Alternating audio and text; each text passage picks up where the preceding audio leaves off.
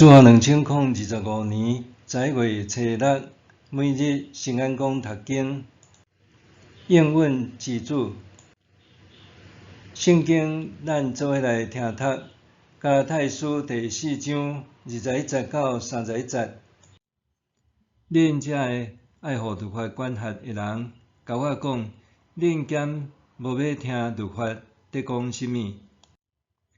因为律法有记载，亚伯拉罕有2个囝，一个是女婢生的，搁一个是自由的妇人人生的。女婢的囝是通过人性生的，自由的妇人人生的囝是通过上帝的应允。这通用下面的譬如来说明，这2个妇人人代表2种契约，一个是夏甲，代表西奈山的约，生的囝做奴隶。夏甲指阿拉伯的西奈山，代表现在的耶路撒冷，因为伊甲伊的子孙拢是奴隶。不过天顶的耶路撒冷是自由的，是咱的老母。因为圣经有记载，未怀孕、未生囝的妇人人啊，着欢喜；毋捌经过生囝痛苦的妇人人啊，着大声欢喜唱歌。因为受放杀的妇人人，比有丈夫的搁较侪囝儿。兄弟姊妹，恁亲像以撒，是上帝应允的囝儿。当时对人性生的，比起对上帝的神生的，现在嘛是安尼。毋过圣经安怎讲？着甲女婢甲伊的囝赶出去，因为女婢的囝袂当甲自由的妇人人的囝平平继承产业。所以兄弟姊妹，咱毋是女婢的囝儿，是自由的妇人人的囝儿。应允之主，本段经文的詮释手法，甲犹太经典米德拉什的方式类似。米德拉什主要不在讨论经文原意，是照释经权威观察当代议题。保罗所做同样毋是诠释旧约，也是重述历史，是照古如今。但是近代神学家形容，神学中无比这段经文搁较好理解解说的。学者贝兹甚至讲，将读者的轻信诱到超出真侪人会当忍受的地步。保罗为甚物要安尼写？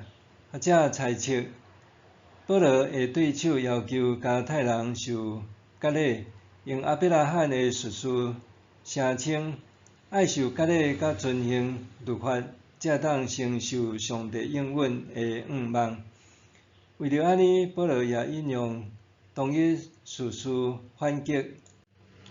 伫犹太文学中，亚伯拉罕上互人称颂的品格，是伊完全遵行摩西的律法。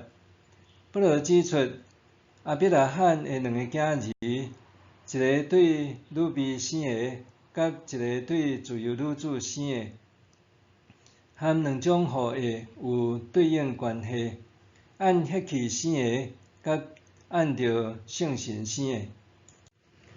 对接受西奈之约的人来讲，地上的耶路撒冷生活的核心就是学习甲教导这个约，用律法管理一切。总是对比地上的耶路撒冷甲做奴才的儿女，天顶的耶路撒冷是自由的母亲。保罗借用反方对手，甲假教师譬如做地上的耶路撒冷，若遵行因的话，就是生活踮伫奴役中。保罗进一步引用以赛亚书45章第1节，强调外邦基督徒甲教会的诞生和成长，就是先知有言的实现。当甲太信徒既然已经是应允之主，就无应该搁再转去靠律法，是应该倚靠伫基督内面的应允。